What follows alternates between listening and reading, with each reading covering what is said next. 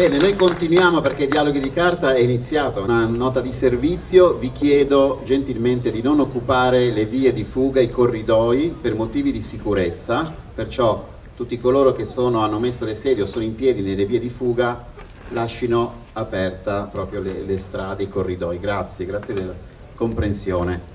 Allora presento e chiamo su questo palco, avremo Gian Matteo Corrias,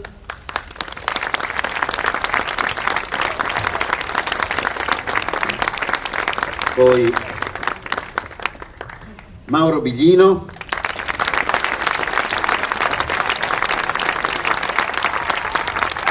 e modera quello che vedrete e ascolterete Giovanni Follesa.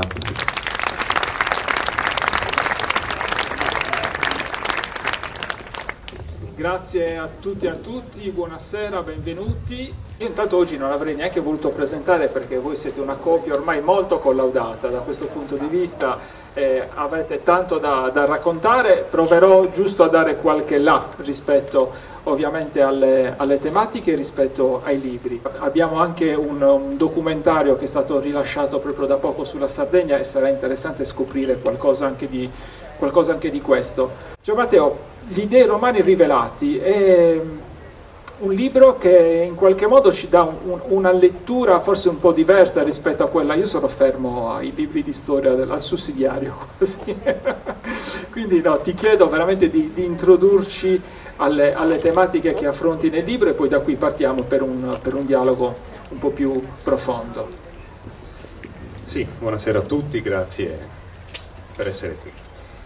È vero, questo è un libro che si propone l'obiettivo ambizioso, devo dire, però dirò con quale spirito poi ho affrontato anche questo lavoro, di cercare una caratterizzazione più chiara e la più esaustiva possibile della percezione che i romani avevano del divino e del sacro. Due ambiti che sono profondamente umani, nel senso che sono familiari a qualsiasi cultura umana e evidentemente non sono estranei neanche al sistema al quale ci riferiamo ancora oggi noi, pur vivendo in una società laica essenzialmente, cioè il sistema della religione cristiana.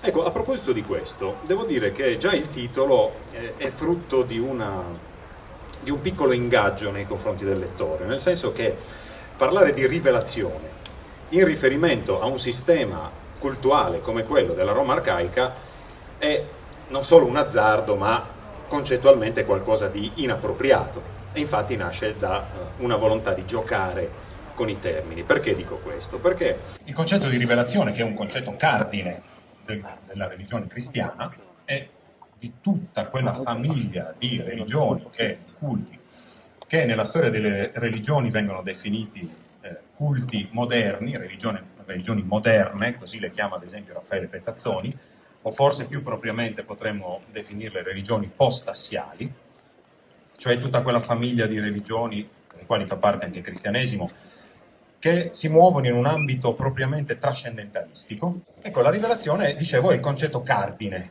della religione cristiana. La rivelazione è il movimento attraverso il quale Dio, un Dio trascendente, dunque un Dio che si muove in una dimensione inattingibile per l'essere umano, perché è una dimensione incommensurabile rispetto all'immanenza nella quale invece noi ci muoviamo, è appunto il movimento attraverso il quale Dio si avvicina all'umanità e rende possibile quello che è un altro concetto chiave della religione cristiana, cioè la salvezza. Si parla tecnicamente di un orizzonte soteriologico. Tra l'istanza trascendentalistica e l'istanza soteriologica c'è tutta la dimensione etica che, diciamo così, è lo strumento attraverso cui l'essere umano può approdare a una composizione di quella situazione di fragilità ontologica, di manchevolezza, di incompiutezza che è appunto quella in cui noi viviamo, d'accordo? La salvezza. Tutto quello che vi ho detto è radicalmente estraneo alla religione romana. La religione romana, il cultus deorum, come si definisce in latino, è una religione dell'immanenza, è un culto che definisce propriamente i delicati ma necessari rapporti tra gli esseri umani e le divinità che, questo è il concetto chiave, vengono percepiti come parte integrante dell'esperienza quotidiana della civitas umana. Questo fatto, che è evidentissimo dalle fonti, poi vi dirò qualcosa di più preciso, rende l'idea stessa di rivelazione semplicemente inutile in un contesto come quello della religione romana. Per un romano dell'arcaismo era assolutamente inutile che il Dio si rivelasse. Le divinità facevano parte dell'esperienza quotidiana. Ti posso chiedere così in estrema sintesi cosa significa che facevano parte dell'esperienza quotidiana e soprattutto facci una panoramica, chi erano queste divinità romane? Sì. In estrema sintesi naturalmente. Allora, parto da questa ultima suggestione. Il sistema politeistico romano, come altri sistemi, per esempio quello greco, ma anche quello vedico, prevedevano una molteplicità, evidentemente, di divinità, una molteplicità organizzata in maniera gerarchica e piramidale, questo è un aspetto molto interessante, con una precisa ripartizione funzionale, cioè le divinità avevano un ruolo molto preciso. Lo storico delle religioni e indoeuropeista francese Georges Dumézil ha concentrato i suoi studi proprio su questo aspetto specifico ed è arrivato, evidentemente attraverso lo studio delle fonti, a distinguere 3 ambiti funzionali. Lui parla proprio di prima, seconda e terza funzione. Quindi ci sono le divinità legate alla sovranità e al controllo, no? Al controllo di che cosa? Al controllo poi della civitas umana, oltre che della gerarchia celeste. Per esempio, Giove.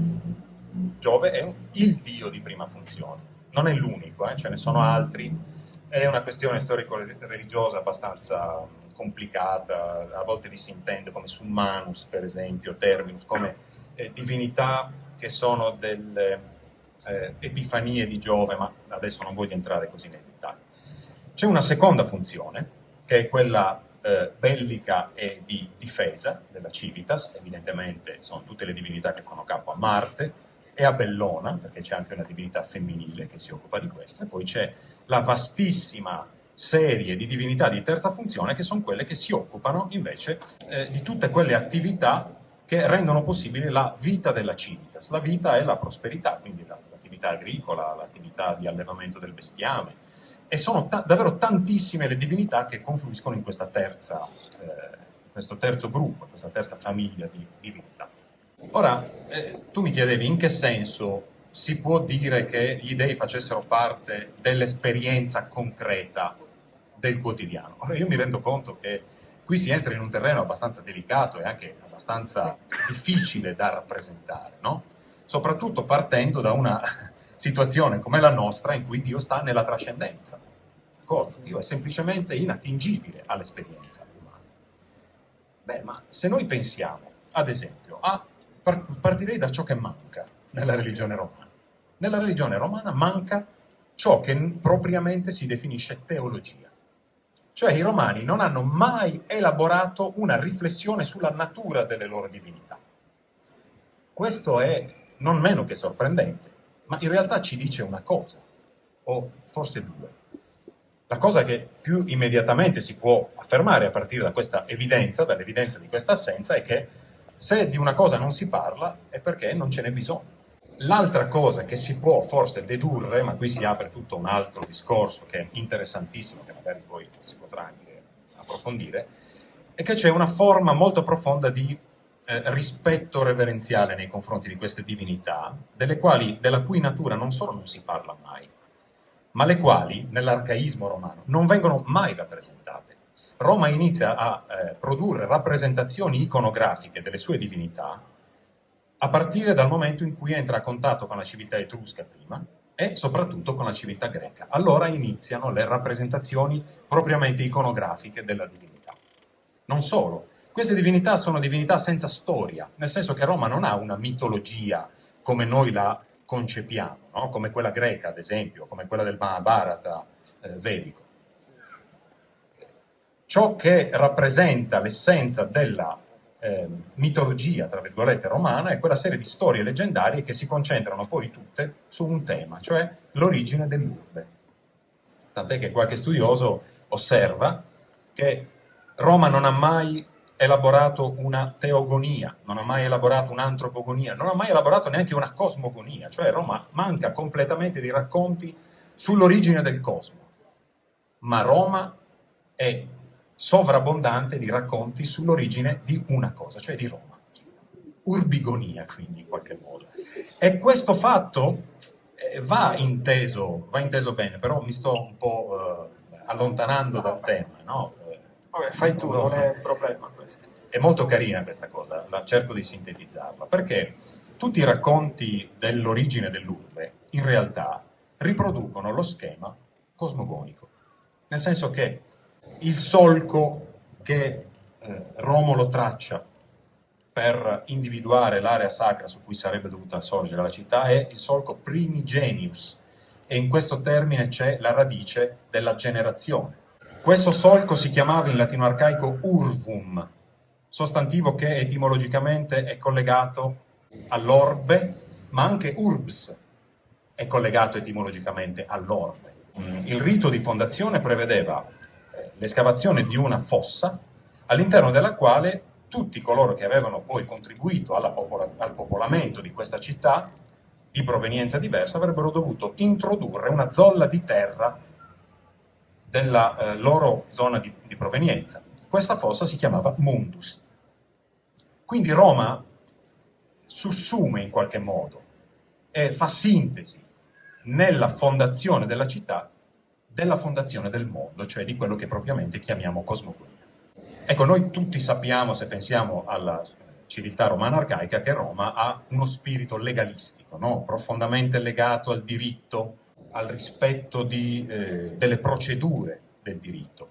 Poi c'è una storia carina, appunto, a proposito di leggende, che per rappresentarvi questo legalismo dello spirito e del culto romano vi racconterò.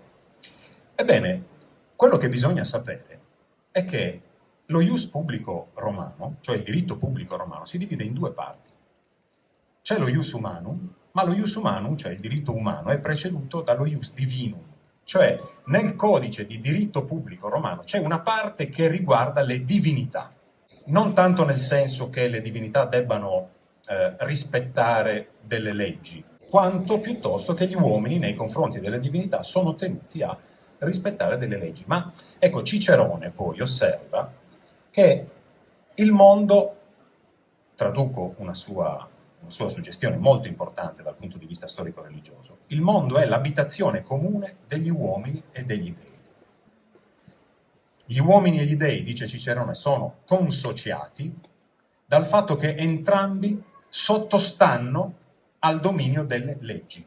Quindi in realtà Cicerone ci dice che anche gli dei sono tenuti a rispettare le leggi, in un'ottica per l'appunto procedurale.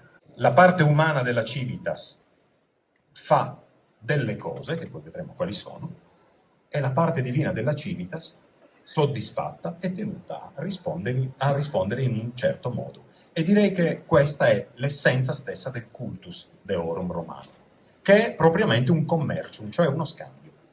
In un'ottica che, appunto per tornare a ciò che dicevo all'inizio di questa esposizione, è assolutamente estranea ad ogni ottica soteriologica, cioè l'obiettivo del cultus non è salvarsi, l'obiettivo del cultus non è fondare un approccio etico alla realtà, ma è offrire qualcosa alle divinità perché queste, soddisfatte, possano restituire qualcosa di cui la civitas ha bisogno. Dico, estrema sintesi, che ciò che l'uomo offre alla divinità sono essenzialmente due cose. La più importante è cibo e bevande. Cioè qualcosa un classico, fammi dire. No, un classico. Sì, cibo e bevande. Il sacrificio non è altro che questo. Tecnicamente il sacrificio romano consiste nell'offerta di beni alimentari alle divinità. E poi ci sono i ludi. Dopo ogni buona cena, un buono spettacolo è gradito. E i ludi erano una forma rituale molto importante appunto nella sensibilità romana. Qual è l'obiettivo? L'obiettivo è, questo è davvero il concetto cardine del cultus deorum, quella che in latino si chiama pax deorum. Pax deorum non significa la pace degli dei. Pax in latino non significa pace, almeno nel latino arcaico. Poi avrebbe acquisito questa accezione, soprattutto sulla spinta appunto di una risemantizzazione cristiana, ma pax in origine significa semplicemente accordo, dalla stessa radice pac, da cui viene il verbo paciscor, di cui pactum è il supino. Ancora oggi in italiano il patto è l'accordo, viene da questa radice. Quindi l'accordo con gli dei è l'obiettivo che gli uomini vogliono raggiungere offrendo buon cibo, buon vino. Il vino ha un'importanza fondamentale nel culto romano, fondamentale. E aggiungo subito una cosa che io trovo entusiasmante, sinceramente, cioè non solo la parte umana della civitas ha bisogno di ciò che gli dei hanno da offrire, ma è vero anche il contrario, cioè anche gli dei hanno bisogno di ciò che gli uomini hanno da offrire loro. Intendo dire proprio quello che sto dicendo. Le fonti ci consentono di comprendere in maniera molto chiara che dal sacrificio gli dei ricavano un nutrimento che serve a sostenere il loro corpo. C'è un passaggio, ad esempio, tra i tanti che si potrebbero citare, di Varrone che si dice preoccupato che gli dei possano morire di inedia a causa della negligenza degli uomini. Oppure, per andare un pochino più sul tecnico, tutto il linguaggio sacrificale romano, in particolare un verbo, che è il verbo tecnico fondamentale del sacrificio romano, il verbo mactare, significa letteralmente accrescere, cioè agevolare l'accrescimento del corpo. Mactare viene da magis augere, cioè aumentare ulteriormente. Ma aumentare ulteriormente non nell'accezione metaforica che poi questo verbo avrebbe acquisito, cioè nel senso dell'onore, etimologicamente proprio nel senso fisico, come un corpo si accresce e si sostiene attraverso il nutrimento. Chiudo osservando un'altra cosa. Il motivo per cui le divinità gradiscono il cibo e gradiscono il vino è proprio perché gli piace. Ne apprezzano il sapore, ne apprezzano il gusto e lo mangiano per questo. Questo lo si può ricavare, ad esempio, da una tipologia di fonti molto interessante, che sono le fonti cristiane. Perché autori, anche come lo stesso Agostino, o un altro autore che invece parla del sacrificio, che è Arnobio, rappresentano il cultus deorum pagano con l'intento di screditarlo ironicamente, cioè di usare il sarcasmo per mostrarne l'inanità, in qualche modo la risibilità. Ma come, a un certo punto di vista? Voi credete davvero che il sommo Giove abbia bisogno del vino per non strozzarsi mentre mangia, e poi magari fa anche un ruttino? Scrive questo, no? Allora, da formulazioni di questo tipo, noi, per converso, ricaviamo quella che precisamente era la mentalità dei romani. Ciò che i romani pensavano nel momento in cui offrivano cibo, vino e, aggiungo, chiudo, un'altra offerta molto apprezzata dagli dei, non per le sue qualità gustative, ma per il suo aroma, l'incenso. L'incenso che insieme al vino, è evidente, avrebbe avuto una lunga storia nel seguito anche. E che ancora oggi sopravvive l'incenso. Paolo, ti vorrei coinvolgere, ti volevo chiedere che idea ti sei fatto tu di queste divinità romane? Allora, devo dire che io ho guardato l'ora perché volevo vedere fino a che punto potevo io non inserire certi argomenti, perché ciò che ha detto Matteo è applicabile alla Bibbia al 100%. E io qui ti volevo, infatti. Quindi stavo guardando l'ora, ma ha interrotto tu. Andiamo. Poi avete fatto bene a lasciare delle vie di fuga, perché non ho ancora deciso se vado giù secco oppure no stasera. Secco. Quindi magari se qualcuno poi dice ma questo è pazzo e vuole scappare, almeno ha delle vie per andarsene. Mi si ritrovo perfettamente, perché le divinità per gli antichi erano questo, non altro. Le divinità dipendevano dall'uomo.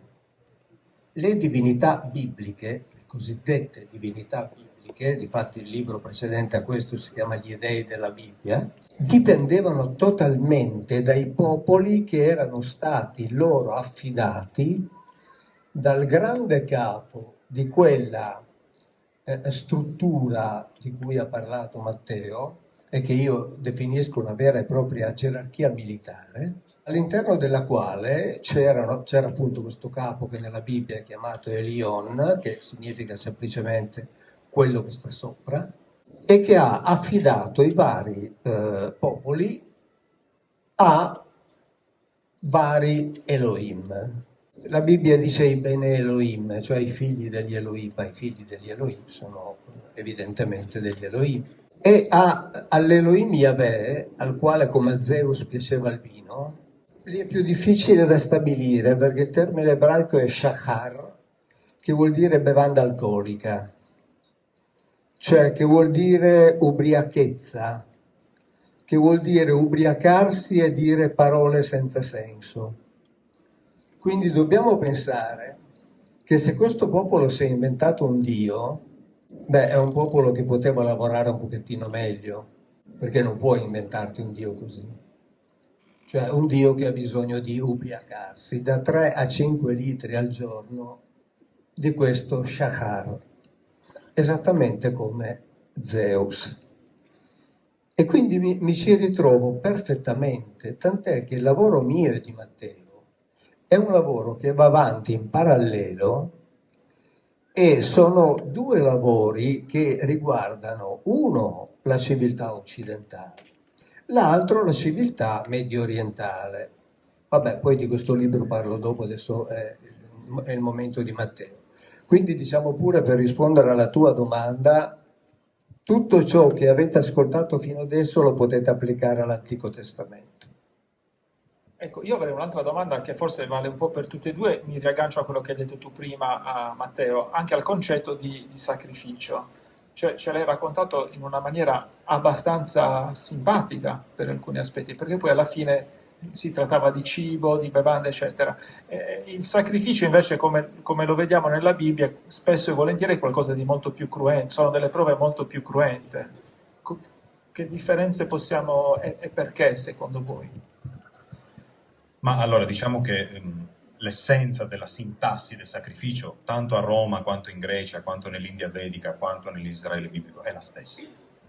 Si tratta di offrire una vittima animale o vegetale, perché poi ci sono anche i sacrifici vegetali, però certamente il sacrificio animale è quello che ci esercita di più dal punto di vista della comprensione, e vorrei ricordare che è un grande tema anche dell'antropologia culturale. René Girard, per esempio, ha dedicato una serie di saggi, il primo dei quali La violence et le sacré, è forse il più celebre, no? Alla comprensione di questo momento, che è un momento perturbante per la nostra sensibilità.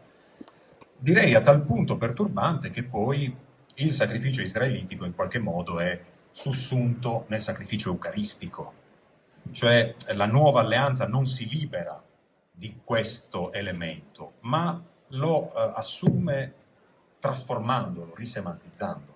D'accordo?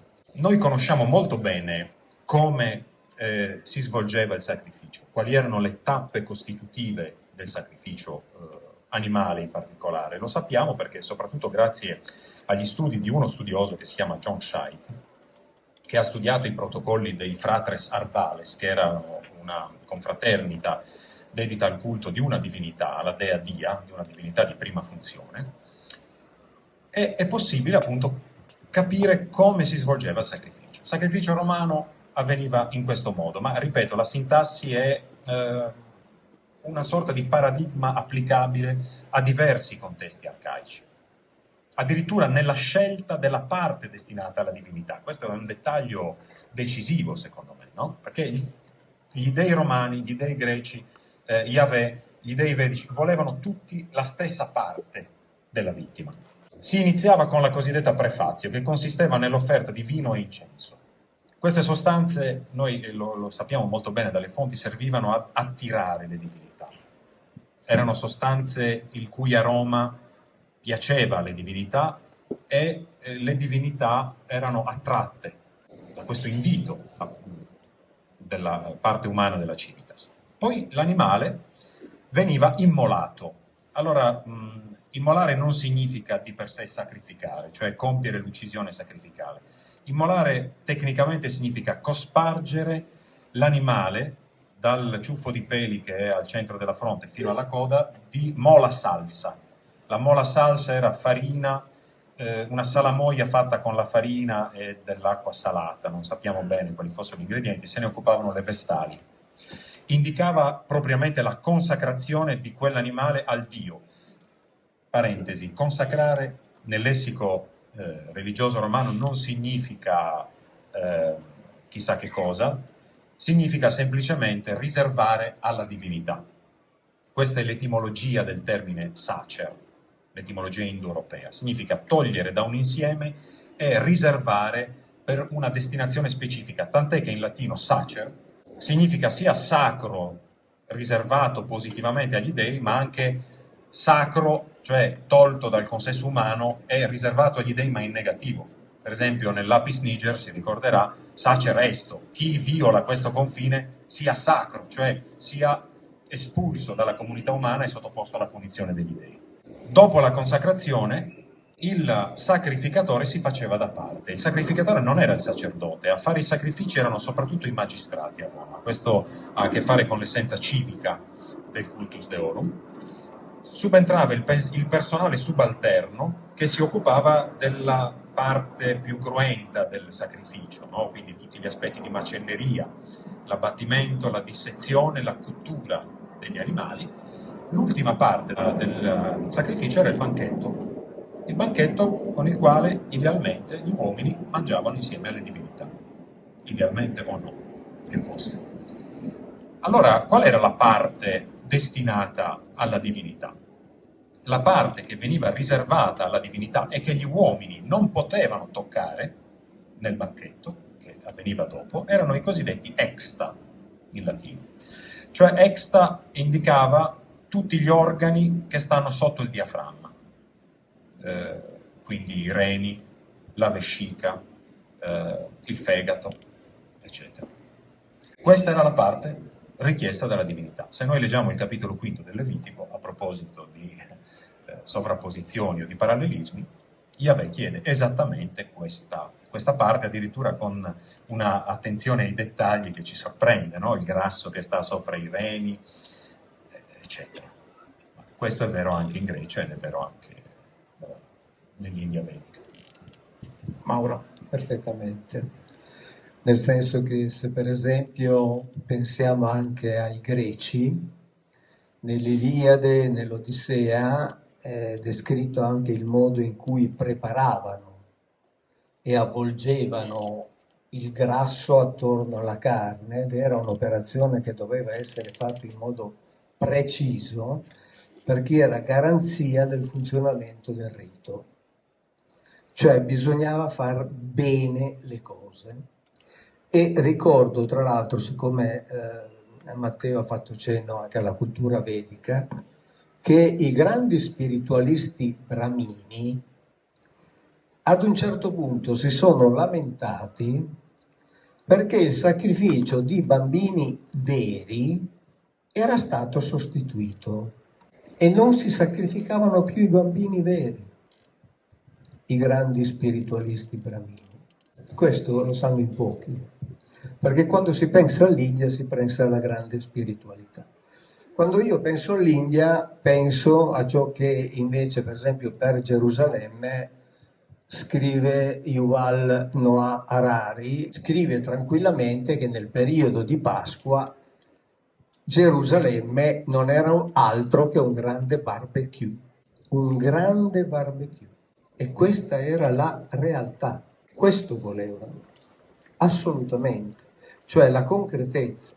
E la descrizione che c'è nel Levitico a cui fa riferimento Matteo è una descrizione veramente di precisa macelleria, perché va addirittura a distinguere tra il grasso che sta sopra i reni, il grasso che si può togliere da sopra il fegato, e che erano parti che erano riservate a lui, E lui dice: se scoprite qualcuno che fa uso di queste parti, lo uccidete, perché sono mie. E questo non richiede interpretazione, perché non c'è possibilità di interpretazione. Io provo un po' di pena per i teologi che devono fare i salti mortali per cercare di spiegare queste cose, perché non sono spiegabili, o meglio, sono solo accettabili. Non puoi far altro che accettarli per quello che sono. La descrizione precisa di ciò che questi cosiddetti dei volevano. Ma lui non era il solo, esattamente come per le divinità romane. La Bibbia cita molte altre divinità che volevano esattamente la stessa cosa. Per esempio c'è il racconto nella Bibbia di un assedio di una città moabita e il re di questa città cosa fa? Sacrifica al suo dio sulle mura della città suo figlio primogenito, cioè lo brucia al dio, glielo dà da mangiare. Ripeto, è veramente patetico, sono patetici i tentativi di spiegarla, perché non c'è bisogno di spiegarla, bisogna solo accettarla così com'era. Questi signori dei erano fatti così, in carne ed ossa, mangiavano e bevevano. Parlava prima Matteo che non c'è una dimensione soteriologica, ma neanche nell'Antico Testamento c'è la dimensione soteriologica, cioè non si parla di salvezza, tutto avviene qui ed ora, cioè il premio e la punizione avvengono qui. Se voi mi ubbidite, vi aiuto, se non mi ubbidite, vi stermino. In realtà questo Yahweh della Bibbia è un Yahweh violento, un Yahweh razzista e un Yahweh antisemita. Cioè il più grande, storicamente anche forse il primo, vero antisemita della storia è il Dio degli ebrei. Io vorrei ricordare ieri, forse è uscito... Mi assumo la responsabilità di quello che dico senza coinvolgere Matteo. No, io volevo ricordare, ieri è uscita una tua...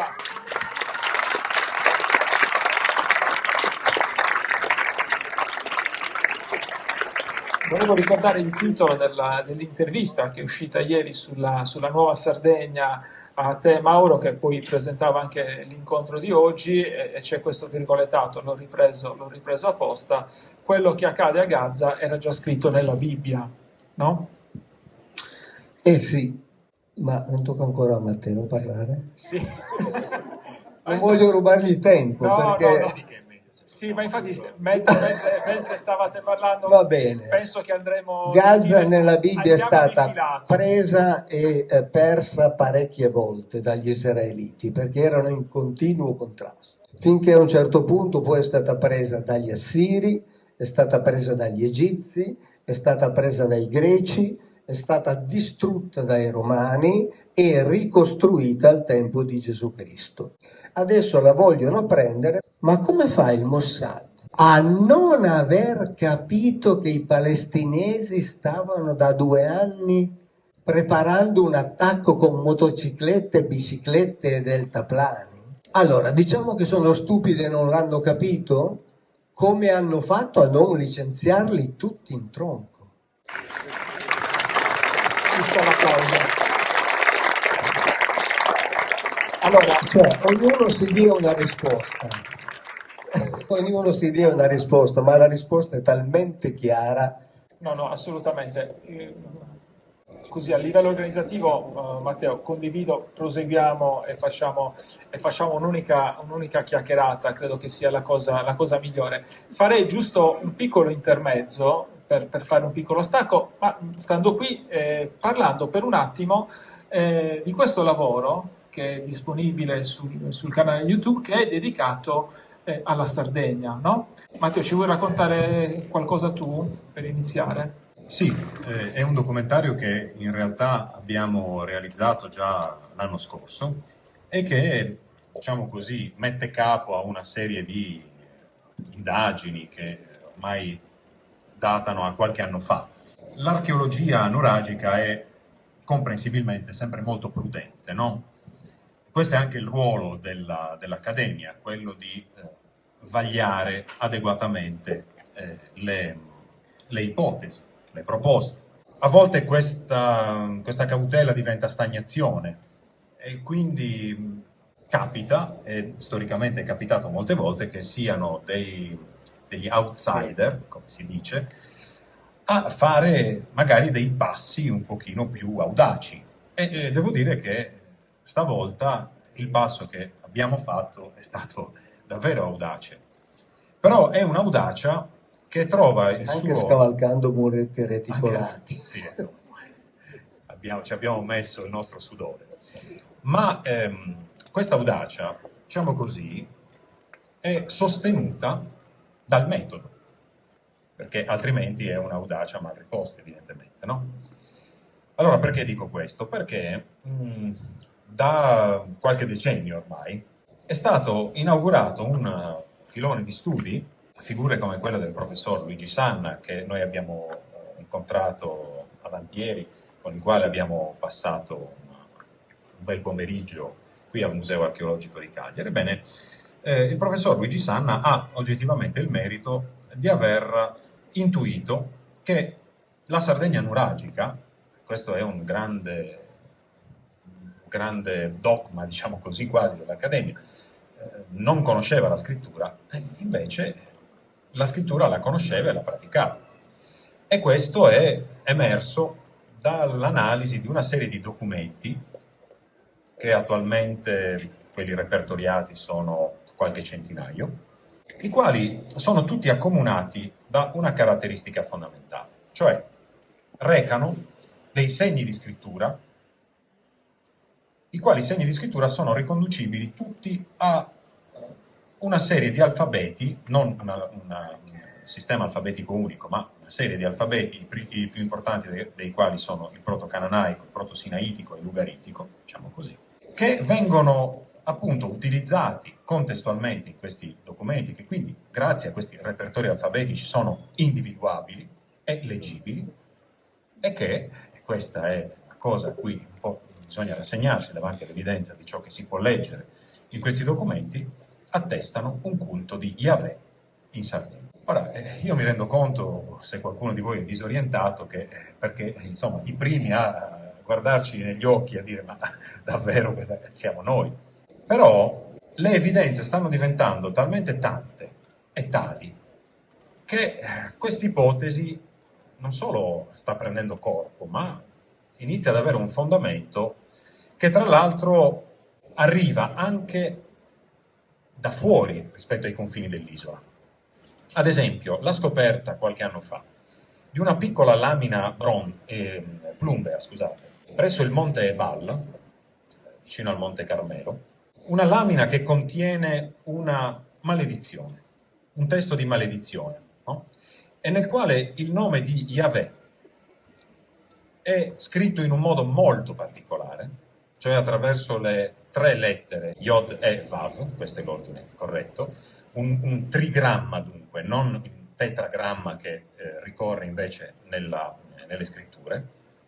Il modo in cui questo nome è scritto in questa lamina è una conferma straordinaria, una prova straordinaria del fatto che ciò che è possibile leggere in molti di questi documenti epigrafici sardi attesti in realtà un culto della stessa divinità anche in Sardegna, perché il nome è scritto secondo la stessa forma in molti documenti sardi, la forma del trigramma, Yod e Vav, Yahu sarebbe, ed è scritto secondo lo stesso mix, secondo la stessa combinazione alfabetica.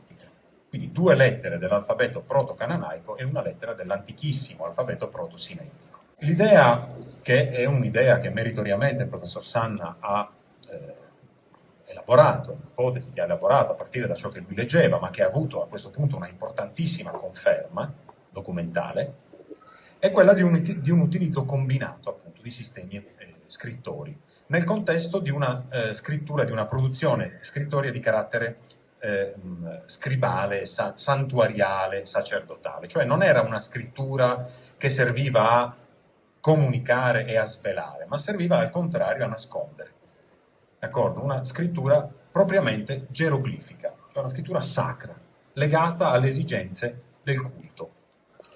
Allora, l'idea di un utilizzo combinato di diversi sistemi scrittori ha sempre creato comprensibilmente delle resistenze, no? Negli studiosi, ma questo non si è mai visto. Ora, capite che trovare un documento in cui c'è la stessa forma del nome, non con una vaga attestazione della possibilità di usare diversi alfabeti per scrivere un testo, ma esattamente la stessa combinazione di grafemi, questa è una prova che in qualche modo dà sostanza, dà fondamento a quest'ipotesi. Ora, molti di voi staranno pensando, ma Yahweh non è il Dio di Israele? Yahweh con Israele non ha forse stipulato un patto che prevedeva l'unicità del culto? Un patto, come si dice, monolatrico? Sì, questo è vero, ma l'unicità è ciò che Yahweh richiedeva a Israele, popolo di sacerdoti, sua eredità, come si legge nella scrittura. Non implicava che Yahweh dovesse essere fedele unicamente a Israele.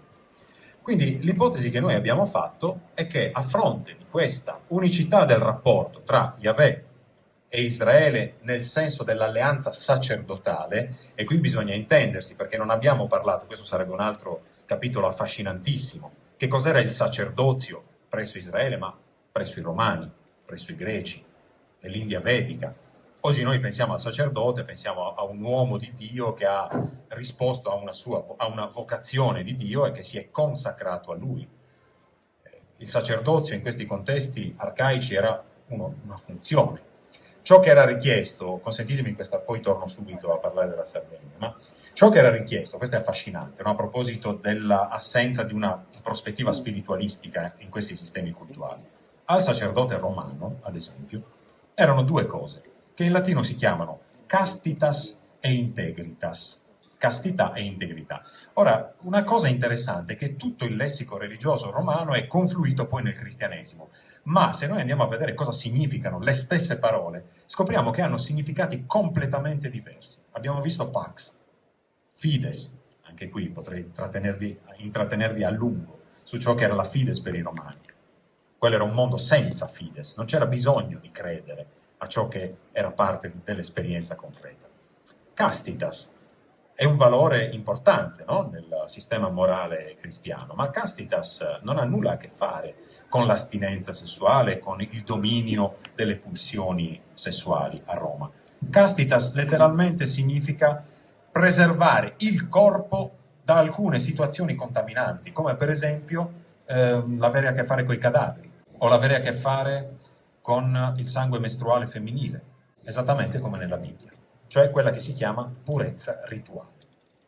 Integritas, ancora meglio, l'uomo integro, no? È un valore morale, onnicomprensivo quasi, ma integritas per i romani era la mancanza di difetti fisici, era l'integrità fisica. Gli dei non accettavano il contatto con sacerdoti che avessero delle menomazioni. Vedi, libro del Levitico. Esatto, Yahweh era precisissimo da questo punto di vista quando diceva nessuno che abbia qualche problema al corpo, che abbia problemi alle mani, che sia gobbo, che sia storpio, che abbia problemi alle gambe, che abbia i testicoli acciaccati, osi entrare nel tempio a portare il pane al suo Dio. Altro che amore per gli ultimi.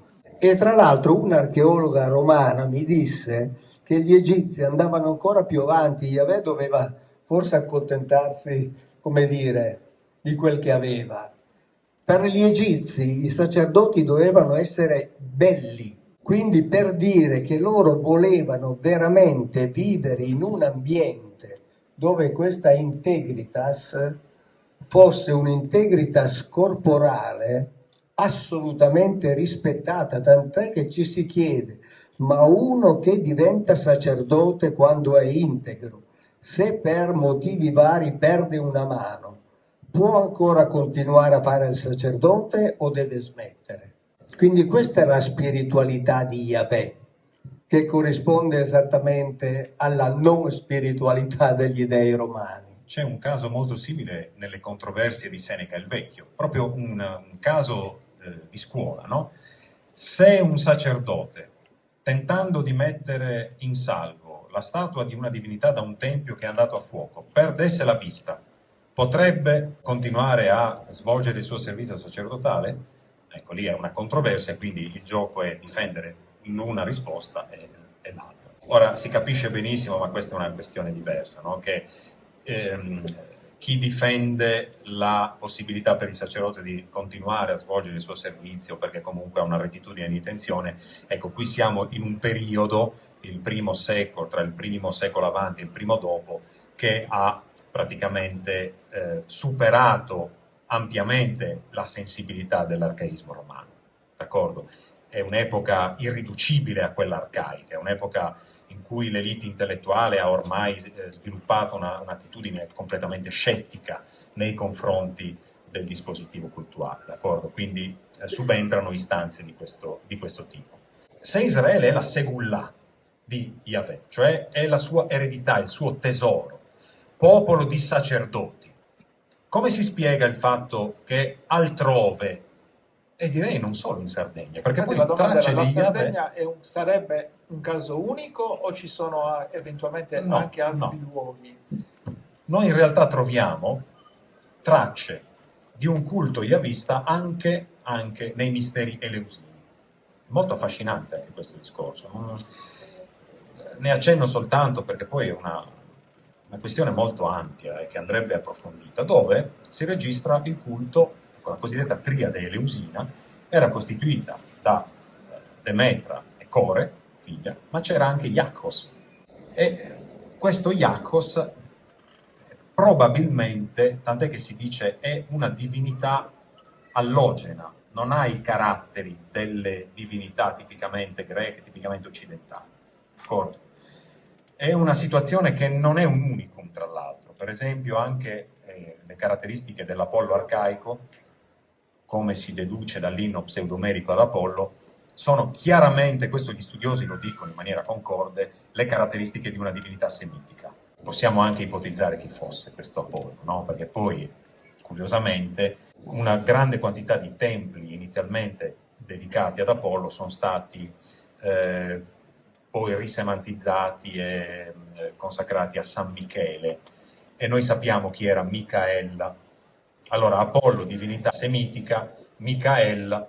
Che Micael significa chi come un El, che sarebbe il possibile, non certo, possibile singolare di Elohim.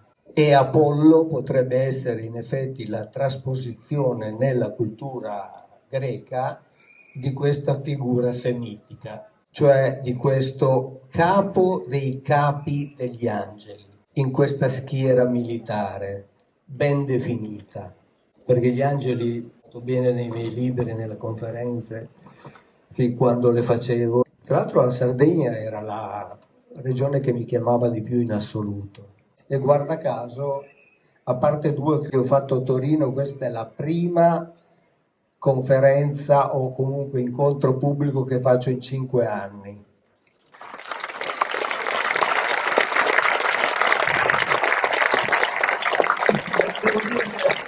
Ma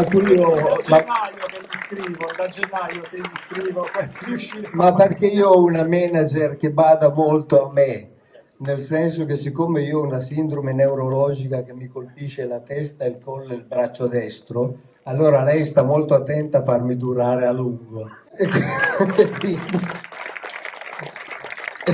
quindi diciamo che mi difende. Giustamente ti difende. E sta bene attenta a vagliare caso per caso, difatti dice 99 no e un sì. E questo sì è arrivato qui. È stato quello di Cagliari. Va bene, e siamo contenti. Credo che il pubblico che c'è qui stasera sia contento di questo. No, volevo dire, così poi adesso voltiamo ulteriormente pagina, che ovviamente questo lungo documentario, no? Dedicato, 2 ore se non ricordo male, dedicato alla nostra terra, alla nostra regione, è disponibile sicuramente sul canale YouTube official di Mauro Biglino. Potete andare a vederlo e a scoprire le cose appunto sul canale YouTube.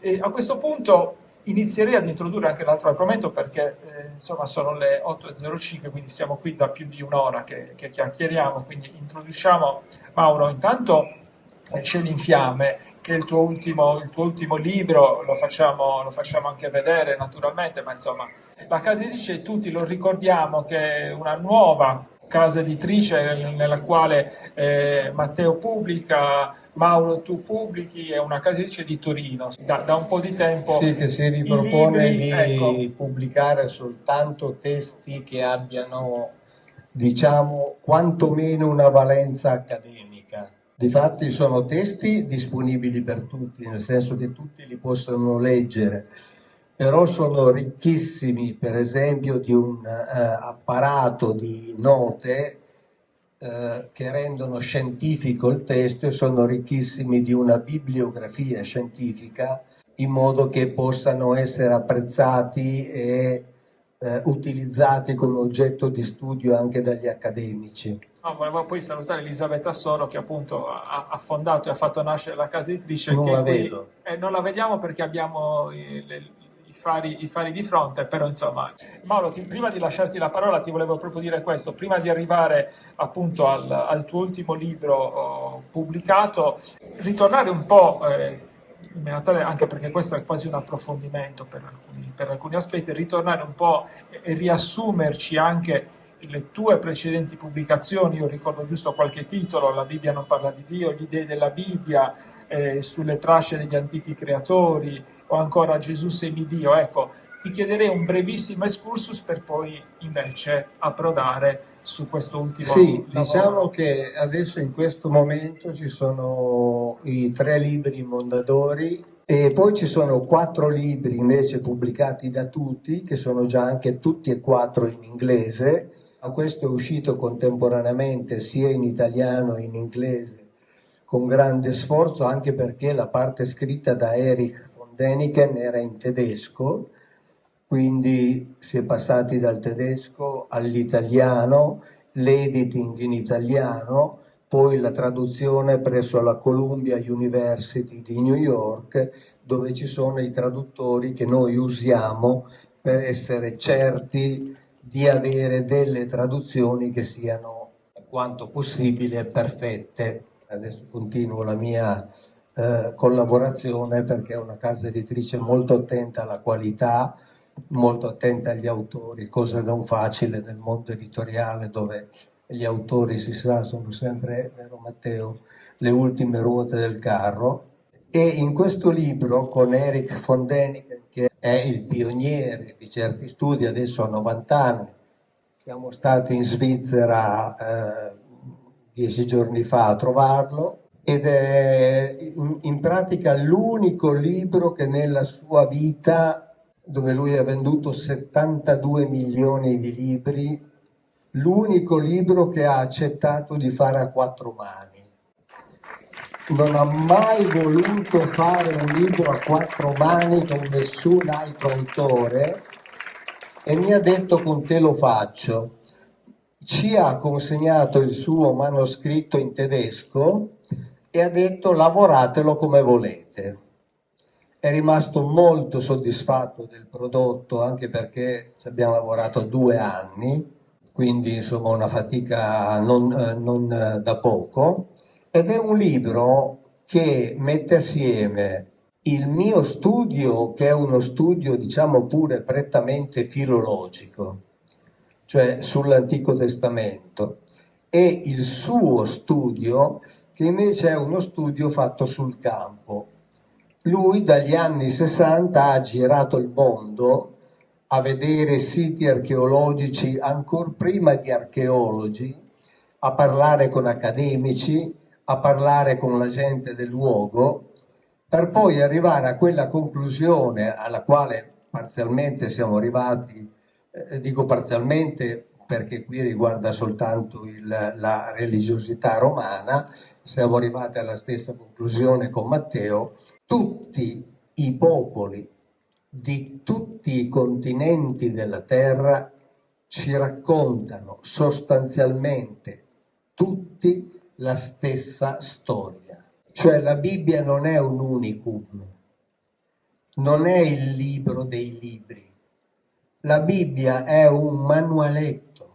Il Mahabharata sono come l'Iliade e l'Odissea messi assieme moltiplicati per 10. Ma ci sono delle cose, e qui dentro ci sono, che, come direbbero gli inglesi, matchano, cioè veramente sono esattamente uguali a quelle che ci sono nella Bibbia, perché tutti i popoli hanno vissuto le stesse esperienze e tutti i popoli, sia pure con, ovviamente, linguaggi diversi, sistemi culturali diversi, fonemi diversi, i nomi delle divinità per esempio sono diversi, però raccontano tutti le stesse storie. Quindi o siamo di fronte ad un mondo dove casualmente gli antichi hanno dalle Americhe all'Australia, dal Sudafrica al Nord Europa, dalla Cina al Sud America, hanno inventato tutte le stesse cose, le hanno inventate tutte uguali.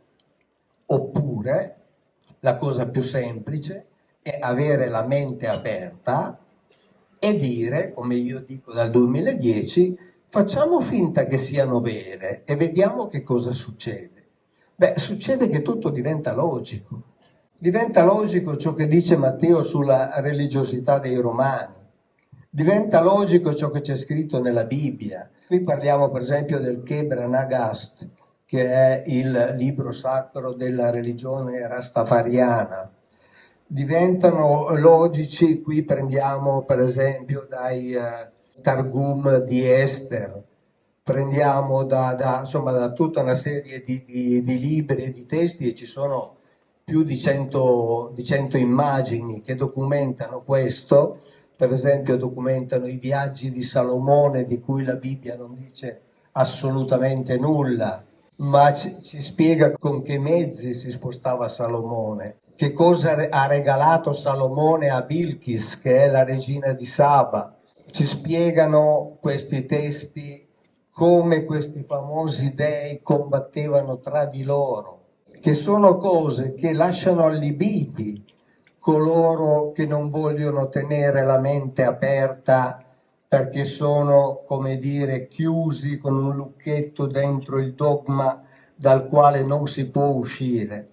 Qui non si tratta di sostituire un dogma con un altro dogma, si tratta di dire lasciamo da parte per un attimo quel dogma che molto spesso dice cose che nei testi sacri non ci sono, perché fa dire alla Bibbia cose che non dice per dire che poi sono vere perché le ha dette la Bibbia, ma non è vero. E io, come sapete, metto sempre i versetti biblici con la traduzione interlineare, cioè letterale, parola per parola sotto ogni versetto, in modo che chiunque possa controllare, perché uso i dizionari di teologia delle università ebraiche, quindi uso ciò che dicono loro, quindi non temo questo tipo di confronto, anzi mi fa piacere. Io dico sempre non fidatevi delle cose che io dico, verificatele, leggete la Bibbia, perché è soltanto leggendola che vi fate un'idea vostra. Cioè non dovete seguire Mauro Biglino non sa neanche dove va. Per esempio, andando avanti appunto in questi studi, fortunatamente è stato veramente un dono degli Elohim. Ho incontrato Matteo, col quale ci siamo subito intesi anni fa, ma subito intesi, facendo appunto all'inizio questi scambi culturali via mail, parlandoci e raccontandoci cose. E poi abbiamo detto no, ma un momento, qui siamo di fronte ad una situazione che stravolge tutto, che in effetti stravolge tutto. Quest'ultimo aspetto di Yahweh in Sardegna costringe a rivedere il concetto che si ha di Yahweh come individuo, non Dio, individuo che si occupava esclusivamente di Israele. Aveva scelto Israele come popolo di sacerdoti, ma sacerdoti, l'ha spiegato Matteo, non sono quelli che devono portare l'anima a Dio, perché nella Bibbia l'anima non c'è, non c'è. La parola nefesh significa gola, respiro, cioè persona che respira, quindi persona che vive. Sapete come traducono i teologi nefesh? Anima. È una invenzione teologica. Sono disposto a dirlo di fronte a un'assemblea di teologi che vogliono provare a smentirmi.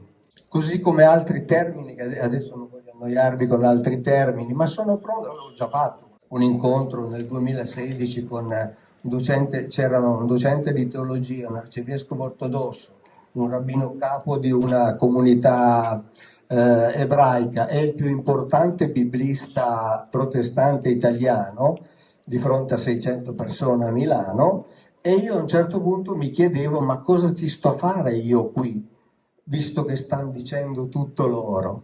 Nella Bibbia, ma non c'è la trascendenza. Nella Bibbia, no, ma non c'è il concetto di spiritualità. Nella Bibbia, no, ma non c'è il concetto di eternità. Nella Bibbia, no, ma non c'è il concetto di onnipotenza. Io potevo alzare e andarmene. Potevo alzarmi e andarmene. Eppure sono anni che cercano di massacrarmi, si fa per dire, perché io dico queste cose. Ma sono lì, sono dimostrabili, sono chiare, non c'è bisogno di interpretare. Tant'è che quando alle volte si fa la distinzione tra gli studiosi tradizionali e i cosiddetti studiosi alternativi, a me viene la voglia di fare l'inverso. Dire che gli studiosi, è una parola grossa, siamo noi, e gli alternativi sono i teologi, che inseriscono concetti che non ci sono. Ma io li capisco. Dovendo partire da un presupposto spiritualista, sono costretti a far entrare nella Bibbia, nella religiosità romana, greca, quindi trasformandola in mito, quindi allegoria, quindi metafora, eccetera, sono costretti a far entrare concetti che non ci sono. Di questo bisogna prendere atto. E la storia cambia completamente, cambia la storia dell'umanità, cambia anche la comprensione che abbiamo del presente. Non cambia la fede delle persone. Qualcuno mi dice: ma tu vuoi distruggere la fede delle persone, tu vuoi distruggere la Bibbia. No, io voglio rivalutare la Bibbia. Cioè voglio che la gente sappia che cosa la Bibbia dice realmente. E chi ha la fede in Dio, in un Dio di cui io non so nulla, se la deve tenere, se la deve coltivare, non se la deve far portare via dalle cose che dico io. Io racconto un libro e in quel libro l'oggetto di quella fede non c'è. Ma io non dico che Dio non esiste, io non lo so. Dio esiste, benissimo, fantastico, magnifico. Finiremo tutti in un non lo so dove, a ammirarlo per l'eternità, immagino solo un po' di noia, ma insomma, benissimo, benissimo, non mi interessa, non me ne occupo. Io voglio raccontare ciò che c'è scritto in quel libro. E qui raccontiamo che ciò che c'è scritto in quel libro c'è scritto nei libri di varie religioni, compreso l'induismo. C'è scritto nel libro delle religioni etiopiche, abissine, c'è scritto nella religiosità romana, c'è scritto in quello che hanno fatto diventare appunto semplicemente epica l'Iliade e l'Odissea. Per fortuna Schliemann ha detto: facciamo finta che siano vere. Per fortuna, altrimenti le tombe dei Micenei sarebbero ancora tutte sottoterra i 10-11 strati di Troia che hanno trovato sarebbero ancora tutti sottoterra, perché gli dicevano: ma cosa vuoi sapere tu che sei un commerciante? Non si tratta di sapere, si tratta di porsi domande, si tratta di vivere nel dubbio. Una volta... So che avevi anche una domanda riferita al tema Mi accodo a questa riflessione di Mauro. Dopo una conferenza si avvicina una signora molto timorosa, mi dice: ma io sono una persona di fede, però ascoltando Mauro Biglino mi accorgo che ha ragione, come posso fare? Era in piena crisi, insomma, lei è mandata in crisi. Io ho detto: ma guardi signora, deve stare molto tranquilla, perché bisogna sempre osservare questi fenomeni da un punto di vista storico. Che il cristianesimo sia una costruzione culturale, questo è un dato storico. Il dogma cristiano è il frutto della elaborazione di tutta quella schiera di intellettuali, di filosofi, di pensatori che sono i padri della Chiesa, diciamo da San Paolo fino alla patristica dei primi secoli, fino al IV secolo, e il dogma cristiano è elaborato lì. Oltretutto, per rassicurarlo ulteriormente, le ho detto: guardi che l'ancoraggio biblico del dogma cristiano non è al testo masoretico, perché se si tentasse di fare un'operazione di questo tipo, come incredibilmente la Chiesa Cattolica sta facendo, no? Dimenticando quel testo che invece è il testo da cui parte l'elaborazione teologica del cristianesimo, che è la Bibbia dei 70, ci si va a infrangere contro l'impossibilità di avere un fondamento scritturale per una quantità incredibile di dogmi, praticamente tutti. Perché la Bibbia dei 70 invece, che per gli ebrei è una sciagura, no? Perché la Bibbia dei 70 non è una semplice traduzione greca della Bibbia ebraica, ma è una traduzione interpretativa in chiave spiritualistica di un testo che già in epoca post-esilica aveva subito peraltro una sua prima revisione in chiave spiritualistica. Quindi la filologia, alla fine, è lo strumento attraverso cui si può dire a se stessi, nel caso si abbia fede, c'è un momento storico a partire dal quale si può osservare l'origine di quella che è la tradizione all'interno della quale io mi sto collocando, senza doversi andare a schiantare di necessità, perché poi diventa una necessità fatale, contro le incongruenze che invece emergerebbero quando si volesse pretendere, come purtroppo qualcuno fa, in maniera un po' improvvida, si volesse pretendere che la Bibbia ebraica sia quel libro che parla di Dio e magari parla anche del Dio cristiano, no? Ecco, questo francamente è inaccettabile da tutti i punti di vista. Ma Papa Ratzinger nel 2008, se non sbaglio, aveva mandato una circolare a tutti i vescovi dicendo: nella liturgia non utilizzate il nome Yahweh perché non è cristiano. Poi ricordo mia madre molto anziana che leggeva i miei libri, mi diceva: tu potresti anche aver ragione, però io ogni tanto prego perché non si sa mai. E io le dicevo: brava mamma, prega perché non si sa mai e io non ho la verità, quindi tu prega e vivi tranquilla. Così come quando qualcuno mi dice: ma mio nonno, mio zio, vorrei convincerli, e io dico: ma lasciali tranquilli. Cioè, moriranno pensando di andare in paradiso, benissimo, tanto se poi non c'è non se ne accorgono.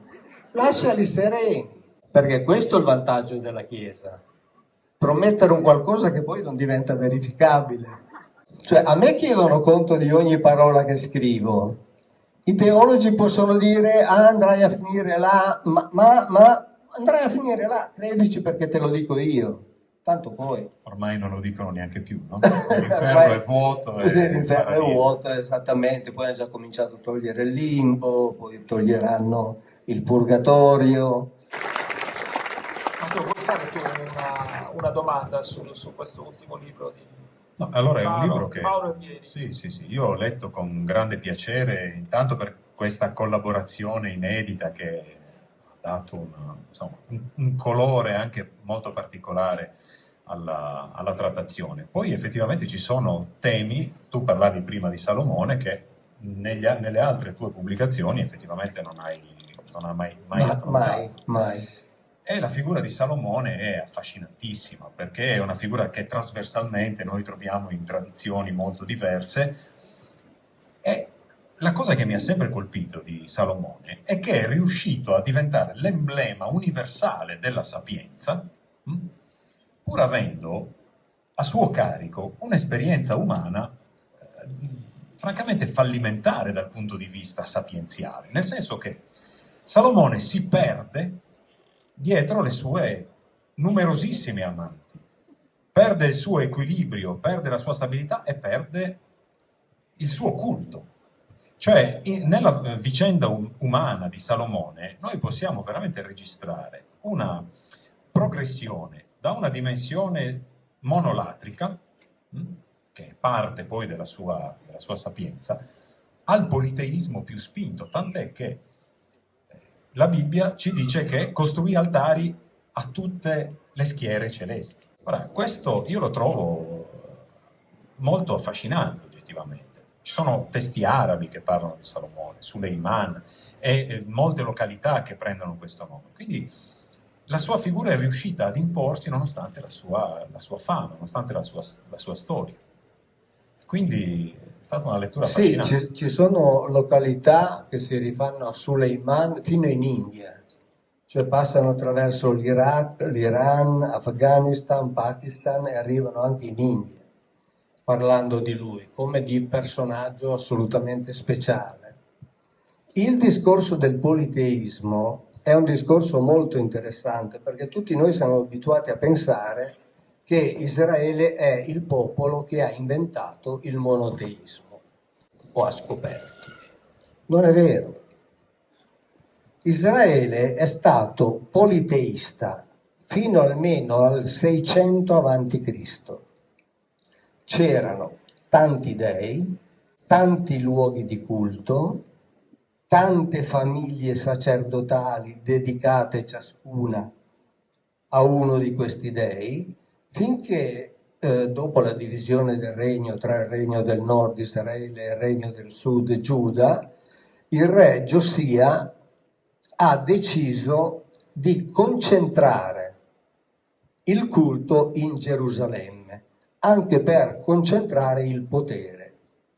Quindi avere un centro di culto, cioè il Tempio di Gerusalemme, un re, in quel caso lui e la sua discendenza, una sola grande famiglia sacerdotale e uno solo degli Elohim a cui rifarsi. E da quel momento in avanti poi lui ha eliminato anche i sacrifici umani, cercando addirittura di fare una sorta di damnatio memoriae, cioè di far dimenticare anche che prima venivano fatti. Ma poi invece Geremia ce lo ricorda molto bene quando loro sacrificavano i bambini a questi Elohim. Quindi in realtà si è passati da un politeismo diffuso, ci sono voluti alcuni secoli e in mezzo all'esilio di Babilonia, a una sorta di monolatria, cioè che vuol dire sceglierne uno tra tanti. E difatti Giosuè dice ai suoi, a tutto il popolo riunito a Sichem, scegliete adesso chi volete servire. Se Yahweh, che per voi ha fatto questo, ha fatto una sorta di campagna elettorale, questo, oppure, attenzione, uno degli Elohim che servivano i padri vostri al di là del fiume, cioè che vuol dire al di là dell'Eufrate, cioè seguire uno di quelli che erano seguiti dalla famiglia di Abramo che non seguiva Yahweh, oppure se volete seguire uno degli Elohim degli Amorrei presso i quali state per abitare. Io e la mia famiglia seguiamo Yahweh. Voi decidete adesso chi volete seguire, però ricordatevi che una volta che avete deciso, il vostro sangue ricadrà su di voi, cioè non tornate indietro da questa scelta. il politeismo era chiarissimo, chiarissimo. Poi Yahweh è stato fatto diventare il più importante degli Elohim. E quando è stato fatto diventare? Dopo il ritorno da Babilonia, quando la casta sacerdotale di Gerusalemme ha preso il potere anche sui re laici che poi non c'erano più, e dopo essere stato fatto diventare uno dei più importanti, hanno tentato di farlo diventare l'unico, cioè di creare il monoteismo. Però non ci sono riusciti, perché se voi leggerete la Bibbia vedrete che il popolo ebraico, quando riteneva che fosse per loro comodo, si rivolgevano ad altri dei, si rivolgevano ad altri Elohim, che erano colleghi e rivali di Yahweh. Se voi leggete il libro dei Giudici, vedete che il capo delle schiere di Israele parla col capo delle schiere degli Ammoniti e dice: il tuo Elohim, nominandolo, ti ha dato quelle terre e tu te le tieni? Il nostro Elohim ci ha dato queste terre e noi ce le teniamo. Cioè tutti lo stesso potere all'inizio. Neanche quindi una scala gerarchica in capo alla quale c'era Elion, questo era indiscutibile. Ma Elion è un aggettivo, tant'è che c'è anche al femminile Elionà. Elion vuol dire quello che sta sopra e viene utilizzato anche per indicare un appartamento che sta sopra un altro. Cioè la parte alta di una casa è una parte Elionà, cioè la parte che sta sopra. E questo qui, che era non nominabile col suo nome vero, viene chiamato Elion. Quindi in realtà loro ne avevano molti, tant'è che nel caso della divisione in Deuteronomio 32 c'è scritto chiaramente, sarebbe una frase ridicola, Yahweh di quella famiglia che gli è stata assegnata, e anche qui dobbiamo stare attenti, a Yahweh non sono stati assegnati gli ebrei, a Yahweh sono stati assegnati i figli di Giacobbe, cioè una sola famiglia tra le migliaia di famiglie di ebrei. Una sola famiglia, quella chiamata degli israeliti, perché Giacobbe ha assunto il nome di Israele ad un certo punto. E lì in quella frase c'è scritto che dopo che Elion ha assegnato a Yahweh questi qui, che non avevano neppure una terra, c'è scritto nella Bibbia, Yahweh se ne occupò da solo, non c'era con lui alcun altro Elohim. Se noi leggiamo Platone nel Crizia o nel Timeo, dove si parla della spartizione dei popoli, fatta per sorte, cioè tirando a sorte, invece c'era degli dei, tipo Efesto e Minerva, che si sono messi assieme per governare. Gli aveva detto no, di questi mi occupo io da solo. Lasciate stare, ci penso io. Poi se ne è dimenticato per un bel po' e poi un bel giorno ha detto ah già che ci sono quelli là in Egitto, quasi quasi me li vado a prendere. E li ha tenuti 40 anni nel deserto, non per punizione, ma perché lui doveva costruire un popolo, una generazione di guerrieri per poter combattere e conquistare la famosa terra di Canaan, che sarebbe la terra promessa. Ma uno pensa, se è Dio, è una terra promessa, lui fa così e la terra diventa degli israeliti. Col cavolo, ancora adesso hanno i carri armati per difenderla.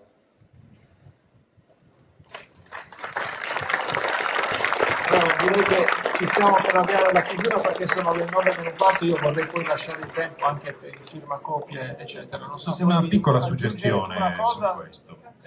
Soprattutto a partire dai testi sumerici, è possibile ricavare delle informazioni un pochino più dettagliate sulla figura di Yahweh, che potrebbe essere figlio di El, anche Filone di Biblo, un autore che poi è San Girolamo, Sant'Eusebio di Cesarea, scusate, nel Chronicon a riportare. Quindi Yahweh era uno dei figli di El, una divinità maggiore, forse era lui Elion, ma non sappiamo, e effettivamente però Yahweh fa un certo progresso, no?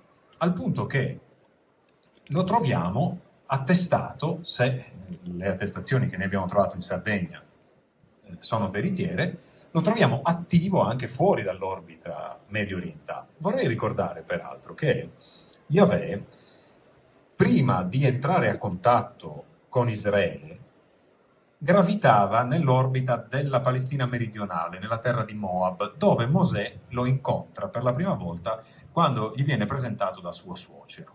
D'accordo? Quindi noi abbiamo un'immagine forse un po' schematica e un po' sclerotizzata di Yahweh, no? Lo collochiamo anche da un punto di vista spaziale, geografico, in una certa area, ma non è così. Anche la scrittura ci rappresenta dei movimenti. Peraltro viene detto in maniera molto chiara che Yahweh non era sempre presente a Israele, in Israele, no? Non era sempre lì insieme al suo popolo. C'erano dei momenti in cui lui non era presente, si spostava, viaggiava, aveva quindi altre pertinenze sicuramente. Allora, in questo quadro è chiaro che anche l'ipotesi che noi stiamo cercando di esplorare su base epigrafica e non solo, perché prima non ho detto che c'è, ma posso solo accennarne a questo punto, una specifica tipologia templare, tipica del culto nuragico, che sono i cosiddetti templi a Megaron, che già Ferruccio Barreca negli anni '80 descrive come la riproduzione del Tempio di Salomone. Cioè sono chiaramente dei templi la cui struttura è esemplata sulla tipologia dei templi semitici e dove, abbiamo potuto verificare, probabilmente si svolgevano addirittura dei sacrifici che trovano corrispondenza nel testo biblico, per esempio il sacrificio della tortora, che era una tipologia di sacrificio espiatorio. Allora, in questo quadro così movimentato, io direi che queste vicende che normalmente noi avviciniamo attraverso gli stanchi paragrafi dei libri di storia del liceo, ecco, acquistano una vitalità e una bellezza che evidentemente sono tutt'altra cosa rispetto a ciò a cui forse siamo abituati, un po' per pigrizia intellettuale, un po' perché imboccare certi cammini, insomma, può essere anche pericoloso da certi punti di vista. Grazie Matteo. Mauro, per chiudere,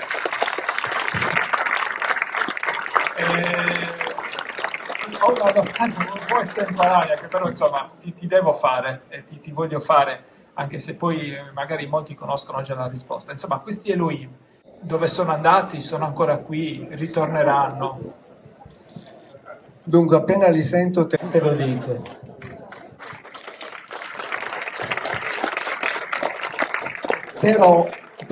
Però non voglio sfuggire completamente alla risposta. Quindi te ne do due. Una è di un pastore protestante, teologo, laureato in fisica, specializzato nei rapporti tra scienza e religione, padre Barry Downing, con il quale ho anche interloquito via mail, il quale dice: gli Elohim sono qui e governano tutto. 1. 2. San Paolo in una delle sue lettere dice: mi raccomando, non dimenticate l'ospitalità, perché magari qualcuno di voi, senza saperlo, ha ospitato qualcuno di loro. Lo dice San Paolo, perché noi siamo fatti a immagine e somiglianza loro. Io ad esempio sono un Elohim malfatto, ma sono un Elohim. Grazie Matteo Turrias, Mauro Buglino.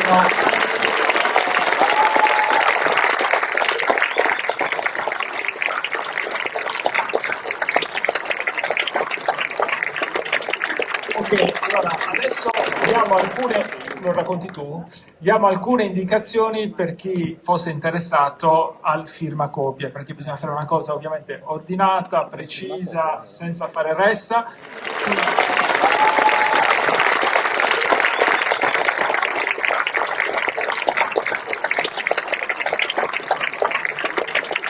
Ok.